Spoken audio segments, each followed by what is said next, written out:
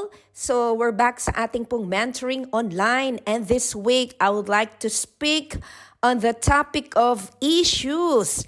Yes, when we say issue, it's any concern or problem that people debate or discuss. So I've taken this message from the story. I was inspired by the story of this woman having an issue of blood for 12 years. So we will read it in Luke chapter 8, beginning verses 43 to 44 in the King James Version. And a woman having an issue of blood 12 years, which had spent all her living upon physicians, neither could be healed of any, came beyond Jesus and touched the border of his garment, and immediately her issue of blood stanched. So first things first, don't pretend that you don't have issues. All have issues in life, but we need to identify. But good thing is, all issues have solutions. What are the common example of issues of our day-to-day life? Issue about our health, work, family or relationship, money issues, anger issues, emptiness and boredom issues, our life purpose, or issues from childhood. So many people spend most of their lives trying to figure out how to make the most out of the life they are given and somehow make it good and profitable life.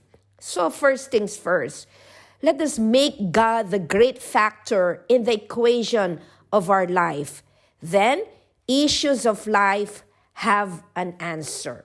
The Bible declares in Micah chapter 6 verse 8, God in his word declares, He has showed you, O man, what is good and what the Lord requires of thee, but to do justly and to love mercy and to walk humbly with God, to love and obey God as well as deal honestly and justly with our fellow man is the ultimate joy and fulfillment in life.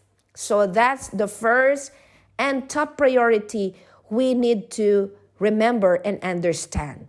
Let us make God the great factor in the equation of our life. Then all the day-to-day issues of life have an answer. Number 2, it is the heart issues that matter to God. According to Proverbs chapter 4 verse 23 in the New King James Version, keep your heart with all diligence, for out of it spring the issues of life.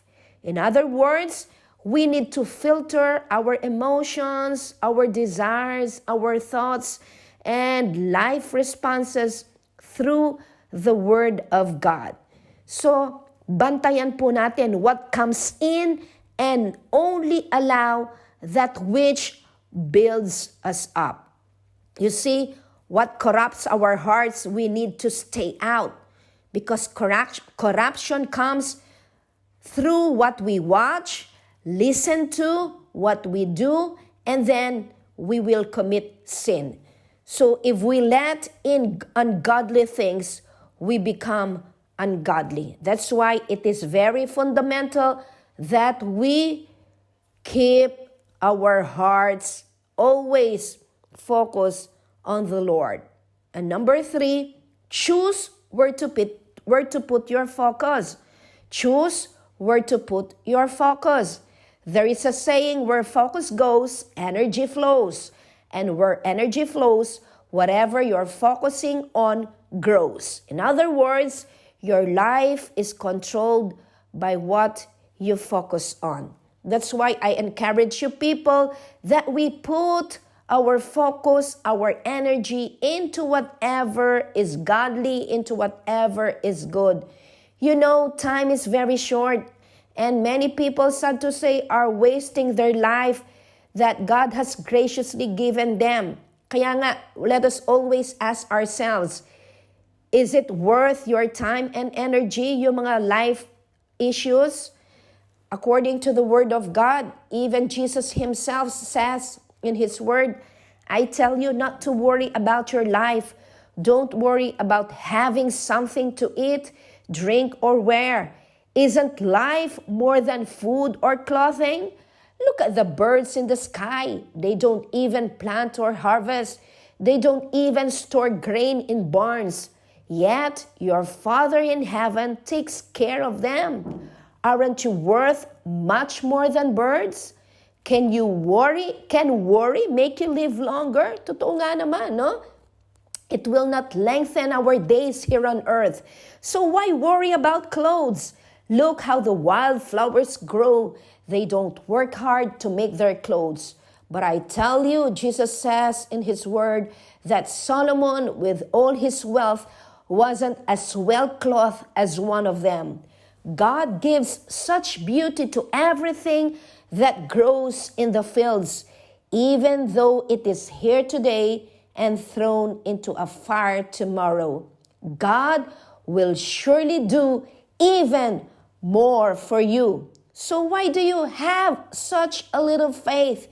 Don't worry and ask yourselves, will we have anything to eat? Will we have anything to drink? Will we have any clothes to wear? Only people who don't know God are always worrying about such things. Your Father in heaven knows you need all of this, but more than anything else, let us put God's work first and do what he wants. Then the other things will be yours as well. So don't worry about tomorrow.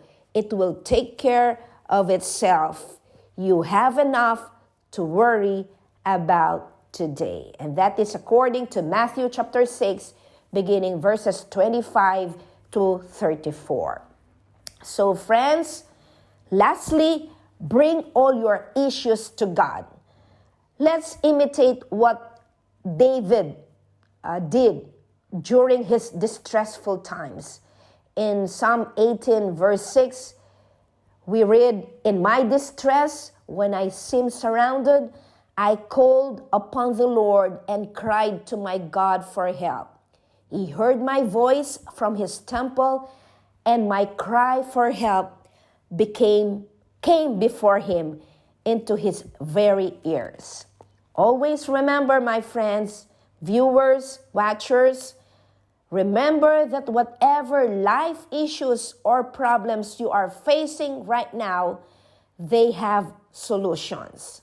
All we have to do is deal with them, bring all your issues to God, and never allow these real life issues to stop you from fulfilling God's purposes and calling in your life.